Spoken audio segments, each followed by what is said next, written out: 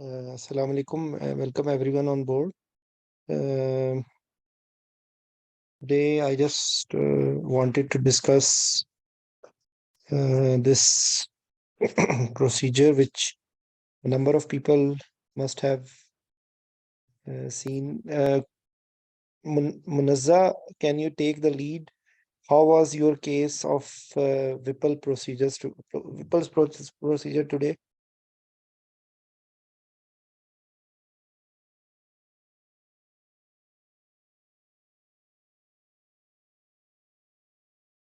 Am I audible? Can you hear me?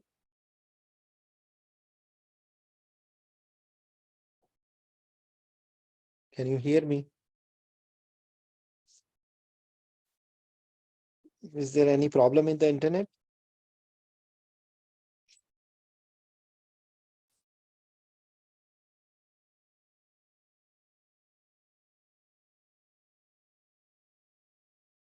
Am I audible to you?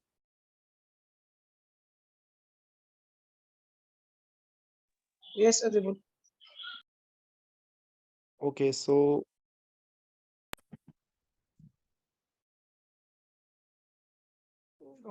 actually, a Whipple's procedure is Uh, a major. Yes. yes, sir. Whipple procedure today it went smoothly. So what were the Actually, today I was concerned about the thoracic epidural because I thought that analgesia should be very good for this surgery, but okay, I could not give the epidurals. Anyways, case went smoothly. okay, what else? What were your like what was the NCN? Incision was the midline Midline, incision. midline from Yes, Xiphisternum to mid to umbilicus, yes. Xiphisternum tumlicus. because sometimes they made a like rooftop sort of incision, okay, and then they push Yes. this part up. Okay. Sometimes this is called as Yeah. rooftop incision. Okay. Okay. Okay. So, anyways, so what else did your patient had some hypotension or bleeding? No, there was a minimal bleeding. Preoperative hemoglobin was 11.1, Hmm. and when I did the serial ABGs, it was 10 or 10.1 like this. Okay. There was So no generally, excessive bleeding. if we just try to chalk out, it is like there will be concerns related to just a second. What has happened? Like concerns related to carcinoma, abdominal midline, like abdominal procedure in this case. Okay. So pain is a big problem. Then hemodynamic instability. Okay. Long procedure.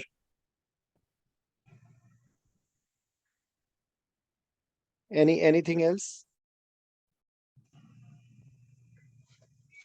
With reference to bleeding, do you know if not in every patient, but there are two friends which are lying just near to pancreas. Can you tell me which are these two friends?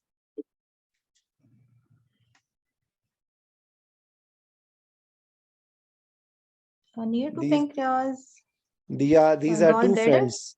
Yeah. No, no. There is one friend which is called as aorta and one friend which is called as vena cava. Yeah. So Okay. so they when they are removing it, they are these structures. Even the people are taking this lap sleeve gastrectomy very easy, and usually it's very easy. But you see, the aorta and vena cava is in the vicinity. Okay, so in inadvertent injury to aorta or vena cava can cause catastrophic bleeding. So bleeding is a big problem. Okay, Then in some types of tumors, there may be like insulinoma, for example. हाँ Okay. So MS in क्या बना these in so in these types of tumors, there may be development of, if there will be in excessive insulin, what can happen? There may be incidence of hypoglycemia. Okay. And with reference to CA, what will be the concern? One of them, I told you that if it is involving the vascular structure, like lymph nodes, okay, and sorry, metastasis, okay. So metastasis may be in the bone marrow, in the bone, in the liver, in the lungs, okay. So one of them will be metastasis, one of them will be involvement of other viscera or vascular structures. And when very important thing is chemotherapy. Chemotherapy can have effect on bone marrow. Chemotherapy can affect on cardiac, like there may be cardiac depression, and chemotherapy will have effect on liver functions, kidney functions. Okay, so with reference to bone marrow, definitely the cell lines may be disturbed. So whenever you have a patient with CA, you should be thinking about these things. The different types of tumor will have like different response radiotherapy. There may be previously some, for example, these patients might have, because of poor intake, these patients may have gastrostomy tube or feeding jejunostomy.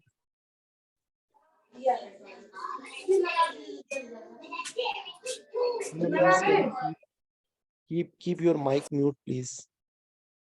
Okay, so it will be different in different patients. Of course, with reference to bone marrow, anemia, like in this patient which you did, patient was anemic, am I right? Then there may be problems related to pain. And if the pain, if like, because maybe they are doing it as a part of palliative care. So in that scenario, maybe patient are dependent on opioids. Okay, so opioid dependency or opioid like requirement will be there, and in that case you have to do the opioid replacement.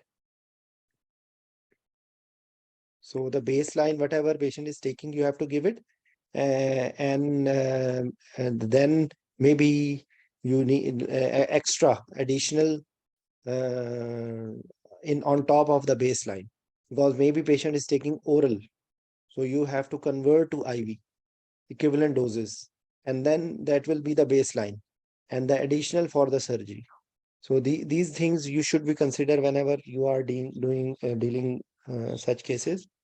And of course, in this patient, you will have to take care of pain. So analgesia plan as one of option will be thoracic epidural. Okay, so this will be one option which people may, and I have personally used erector spinal block. So ideally there should be placement of catheter, or when I used it in the hospital which I was working, like I had one shot in the like at the start, uh, and one at the end, because that surgery was like lasting for around 6 hours in that day. So I had minimum use of opioids intraoperatively. Anyways, this is a number of options. In addition to that, you can have multimodal, okay, multimodal analgesia with paracetamol and like NSAID Okay. And then dexmedetomidine is as a wonderful medication you can use in infusion. You can have a small dose of ketamine as analgesic. Okay. And so like you will just make a multimodal analgesia plan. Then very important thing will be fluid replacement. So like this is a, if they are open, like doing it open, so around 5 to 8 ml per kg per hour will be the third spacing. In addition to the maintenance, okay, the deficit and insensible loss. Like there will be a maintenance fluid, there will be a deficit, there will be insensible loss, plus any blood loss. So because these are very like basic things, because up to allowable blood loss, you can replace it with 1:1 of colloid or 1:3 of crystolide.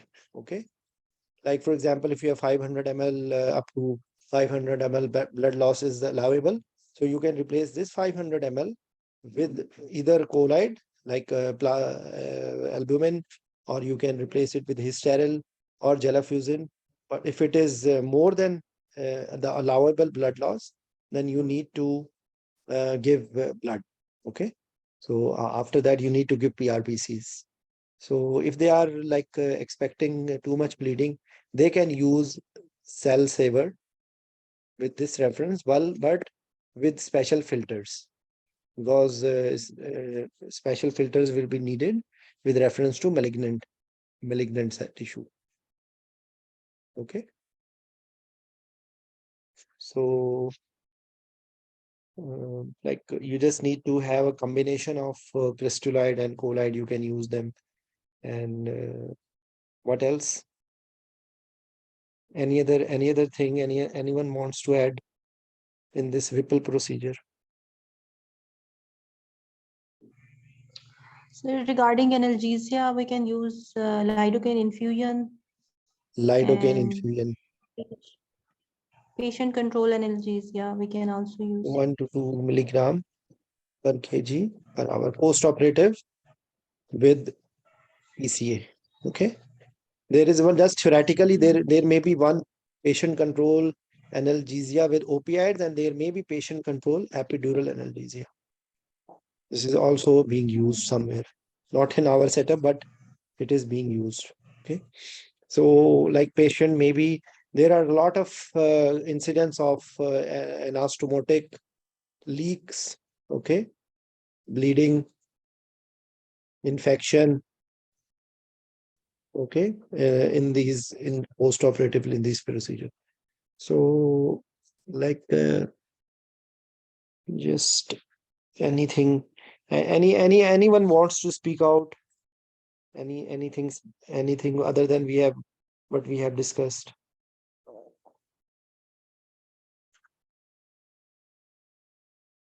Sir, for fluid monitoring, fluid status monitoring, would CVP would Very it be good. mandatory for such?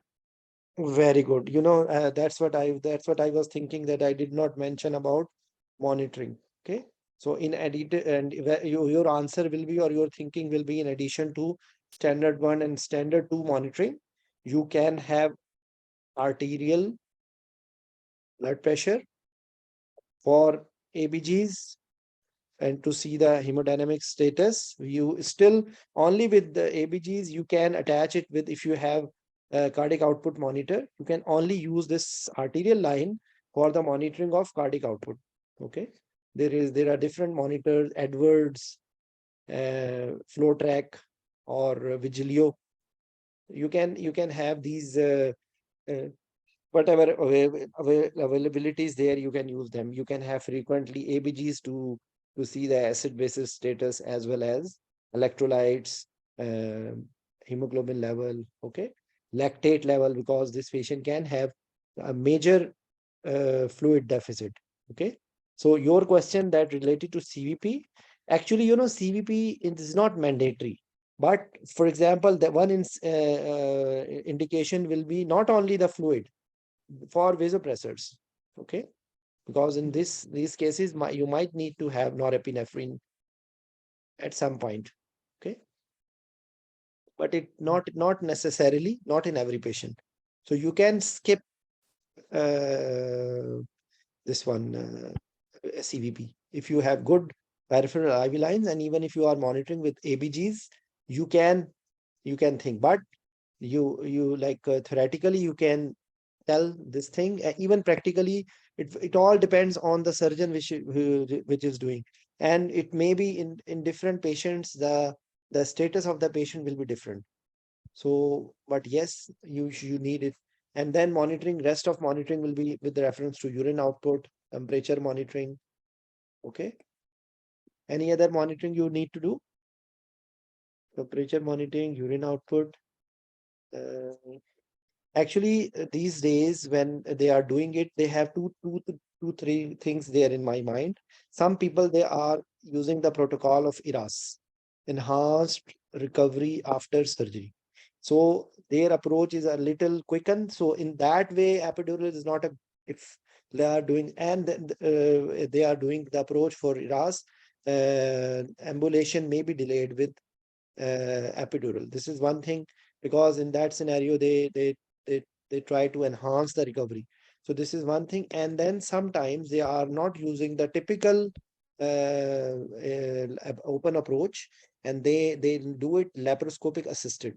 So sometimes the incision may be a little smaller than usual one. Okay, so sometimes they are doing it also laparoscopic assisted. It all depends. Of course, at some point of time they need to open it, but they sometimes they do the initial portion with the laparoscopic assisted. They mobilize and everything, and then they do the later part with some smaller incision. So this is one thing you should be knowing, and this is true. Actually, this is true for all sort of abdominal surgery usually, that sometimes they are doing it laparoscopic assisted. Okay. So Sir, yes. sir, one thing I would like to ask is, like like these patients are they are prone to DVTs because there's Hypercoagulable state. carcinoma plus Yes, very good. hypercoagulable state. DVT prophylaxis. Okay. Glycemic control. Glycemic control. And you can use the word this goal directed fluid therapy. Okay. Because tell me one thing. Initial part of the surgery, might need to give more fluid, but there is a time when they are doing the anastomosis. Okay. So at that time, actually, unfortunately, because we don't concentrate on these things, if the gut has gut edema, okay. So at that time, with too much fluid, there are more chances of leak and failure. Another thing, people will say that don't use nitrous oxide. So actually, initial part, of course, this is my practical answer. So this may not be theoretically, may not be 100% correct. Okay. So, but just a second. So, like, yes. So one more thing with this reference is the use of relatively, because I was saying about nitrous oxide. I was just distracted. So nitrous oxide, some people have a lot of queries that whether we should use it in abdominal procedures or not, laparoscopic surgery or not. In my opinion, we can use it tactfully. At that time when they are doing anastomosis, if you are at that time you are giving nitrous oxide, it can create problem with the anastomosis. Another thing, at that time you should give more FiO2 relatively, or you should maintain PO2, because this is one of the factor for the success of an anastomosis. So at the time of anastomosis, you should be looking at the gut, and even you can ask the surgeon, are you happy with the gut? Do you think it is edematous? So at that time, maybe you need to diurese a little bit, or you need to maintain the fluid status so that the anastomosis is heading towards the right way. Okay. So in addition to DVT prophylaxis, as you mentioned, and this was one of the point which I did not mention. Anything else, please? Sir, what about the post-operative complications that we can face? Anastomotic leak. Okay. What else? Bleeding. Sir, because it's a major abdominal surgery, so will it affect renal perfusion later on Yes. due to increased intra-abdominal pressure?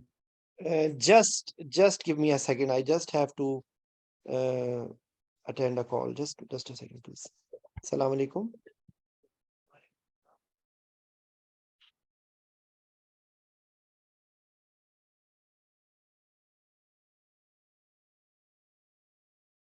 Okay. So sorry, Irfan. You can. What were you saying? Sir, because it's a major abdominal procedure, so Yes, with renal perfusion. post-operatively, yes, sir. Actually, the same thing I'm telling you, that for renal perfusion, you have to do two things: volume status and perfusion pressure. Okay. And of course, if the patient has renal risks, so you will avoid NSAIDs in that scenario. But it is not a contraindication, mind it. So you always have to outweigh risk versus benefit. But usually this volume and perfusion pressure, these are the two things which can protect your kidneys, because usually the perfusion pressure for kidneys are 80 to 180. So yeah, because by default it is in our mind to keep the blood pressure around mean of 60. So the thing is that with 60 blood pressure, kidneys can go become angry. Okay. So if you are talking about kidneys, you have to maintain the mean arterial pressure between 80, like more than 80. Okay. Because if it goes less than 80 with hypoperfusion and like hypovolemia, it can cause the problem which you are saying. Okay. Okay, sir. And with reference to laparoscopic surgery, if they are having more persistent intra-abdominal pressure. Okay. So with that reference, it will be sort of intra-abdominal, the abdominal compartment syndrome. Sort of. Okay. Got it? Okay, sir. Yes. So very good that you people are awake, because sometimes there is no input from any of the participant. So then it becomes a useless entity. Actually, these things which I have discussed with you, this is common. Believe me, this is common for almost any abdominal procedure. Okay.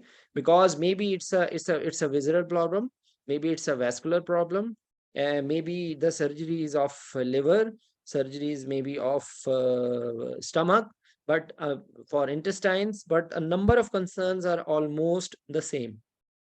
If this surgery, the cancer surgery, if it is for just a second. Islamic अब्बू मैं 1 minute class ले रहा हूँ, मैं आपको भी call back करता हूँ. तो sorry. So actually, if it's part of palliative care, so your approach will be different. If it is there are no metastases and you are doing it as a complete resection, maybe the things will be different. We will, inshallah, in some time, we will discuss a surgery which actually it's one of my it's a very it's not happening in every part, even not in every hospital in Saudi Arabia. But I, because this I really like this surgery. I had anesthetized a number of cases for this surgery. This is hyperthermic intraperitoneal chemotherapy. Okay. And it has very good results in some like they do remove the tumor, and then they have intraperitoneal chemotherapy circulated under high temperature. So I inshallah, in some point of time, we will discuss this surgery. Okay. So I think like we have discussed almost all the things. Rest of the things will be the same: electrolyte balance, like homeostatic conditions you have to maintain, like in any other case. So whenever you are discussing or you are studying any case, as like before, there are some things which are common, like there should be a plan for induction, there should be a plan for maintenance, there should be a fluid maintenance plan, there should be analgesia plan, there should be monitoring plan, where is the patient going post operatively, and you have to chalk out the renal risk, cardiac risk, pulmonary risk, and you have to write. These are the things which are common. You have to maintain the oxygen, you have to maintain the CO2, you have to maintain the temperature, you have to maintain the fluid status. Like these are the things which are common in any case. And whatever case you are doing, if you have this thing in your mind, your approach will be like, rather than just cramming a book, if you have this approach for every surgery, you approach like that. And you all are welcome to discuss any case. And I had no plan in the morning which topic I need to discuss in the morning. So thanks to Dr. Munazza Nawaz, who just messaged me that I am doing this Whipple procedure. So it just triggered that I will try to have this Whipple procedure discussed, because actually this is a combination of after they remove the cancer, because sometimes they open it and they found it to be irresectable. But usually when they remove it, they make anastomosis with the pancreas, with the stomach, with the liver. So they are 3-4 complex this anastomosis which they do. So that's why it becomes a very long procedure, and the chances of complication become more. So if maybe because the surgeons, they don't, maybe they don't know about these things. Sometimes the homeostatic conditions, you are responsible. So because I mentioned this word again and again, the care of the care of the anesthetist is just like the care given by the mother. Okay. So we have to take care of each and everything, because passing an endotracheal tube and sitting with the sevoflurane dial at 3, and things going on a very like one fluid or two fluid, and after that you are sleeping, you are not monitoring the urine output. uh, Maybe you will keep the patient alive, hand it over to ICU, but then the patient outcome will not be good. So whatever you are doing, you should have a reason to do anything. The result will be different. Okay. Even then, maybe you lose the patient, or even then, maybe the result can have something which you don't expect. But at least you should have very clear mind what you are doing. So that's why, like in modern era, there is concept of low flow anesthesia, there is concept of TIVA. Okay. Whatever monitoring you are using, you should be knowing what you want to extract from it. Okay. So these are the things which unfortunately is not written in the way in the books. So that's why we don't focus, because there is a lot of concept only to pass the exam. So passing exam is not a problem. um, so you should learn in a way, and I send this message again and again to you. Please learn the anesthesia in the way you want to give it to your mother, to your father, to your brother, to your sister, to your wife, to your son, to your daughter, because you will never like your dear ones to be anesthetized in a terrible way. You should be very careful about choosing the anesthetist, about choosing the surgeon, for example. So this is something very serious business. You are dealing with someone very dear, who is very important to that person. So if your approach is only to pass the exam, you may pass the exam, but that at the end of the day, you are not fulfilling the responsibility which is there on you as like anesthetist. Okay. So thank you very much. So we will discuss some other topic, inshallah. I will send some of the resources related to uh, Whipple procedure, generally pancreatic surgery, and you can have a look. And any question, whenever you want, you can ask. Thank you very much. Bye bye.